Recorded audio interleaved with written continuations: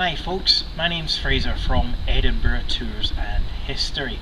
I also provide professional Covenanter research.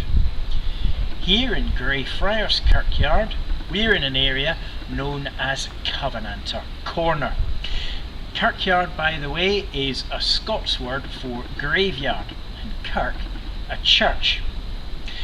The Covenanters had a series of unsuccessful rebellions against the forces of King Charles I and King Charles II. 1679 was one of the biggest rebellions, the Battle of Bothwell Bridge to the west of Edinburgh. There 1,200 prisoners of war were taken. The king at that time was Charles II, who hated these nasty, treasonous Covenanters.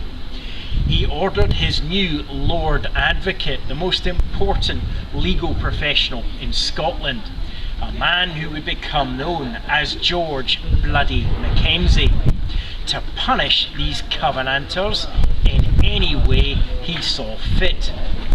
The prisoners of war from Bothwell Bridge, he was ordered to find a jail for them.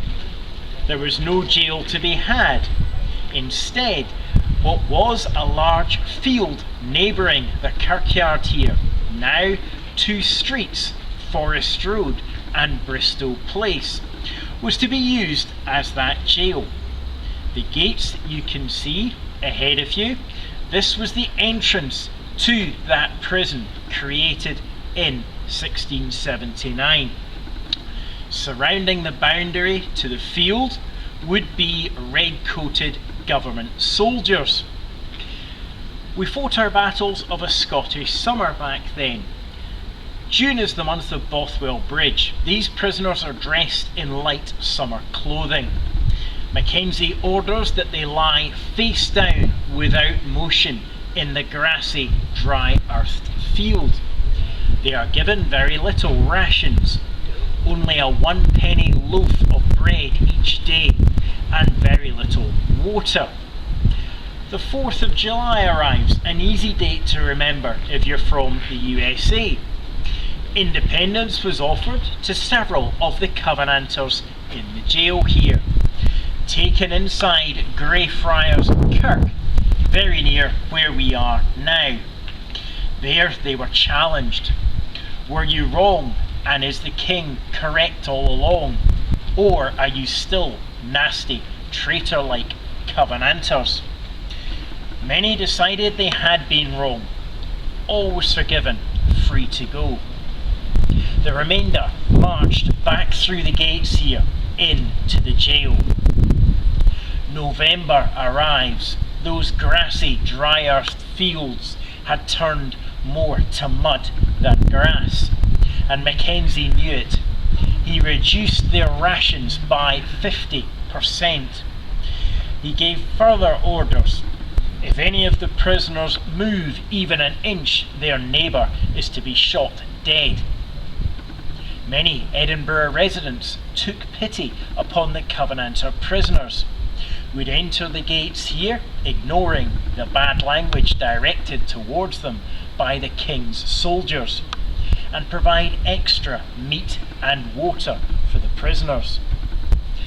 Upon learning of this, more instruction was given by George McKenzie. If any of the prisoners even touch the tips of their tongues with the meat they are provided, they are to be shot dead. Later that month, he has another devious, evil idea.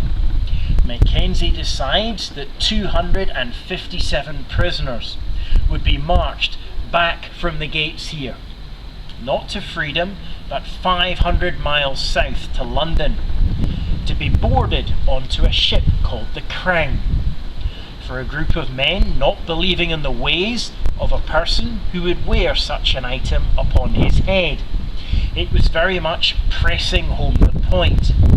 The king is right. You are bad, nasty, treasonous people. The destination of the crowd was to be Virginia, then part of the British colonies. where they were to be sold as Covenanter slaves to work on one of many tobacco plantations there. However, it's a Scottish winter, ever changeable, at times violent weather. The route the Crown had to navigate past the most northerly point of the Scottish mainland, a set of islands called the Orkneys. There the Crown hit rocks and gradually sank. Of all the prisoners on board, only 48 escaped with their lives. From that number, only 9 avoided recapture. As you can see from the stone pillars to the entrance of the jail here, if we have a look at this one, there's one on the other side as well. There's a coffin with spades crossing it. A more obvious symbol of death one cannot have than that. The message was clear.